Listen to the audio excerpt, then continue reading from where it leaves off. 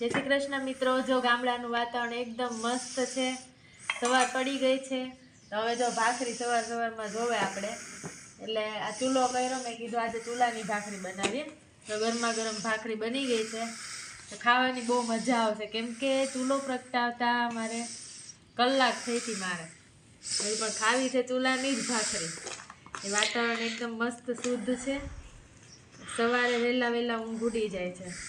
ત્યાં શહેરમાં તો ગમે એટલા વાગે આપણને આમ ગોદરા ઓઢીને સૂઈ જવાનું જ મન થાય, પણ અહીંયા એવું નથી થતું। આમ મજા આવી જાય, આમ જાગીએ ને એટલે ફ્રેશ લાગે, ચકલીનો અવાજ આવે, પોપટ અહીંયા વાયર પર જ બેઠા હોય, એ બધા દેખાય બોલતા હોય એટલે આમ મજા આવી જાય। પછી પાણીના ગોળા ભરતી બાયું બધી જાતી હોય, ડંકીએ ધમે ને એમાં પછી કામ કરવાનું ને એક કસરત થાય ને બાયું પતલી જ રહે, જાડી તો થવાનું કંઈ આવે જ નહીં।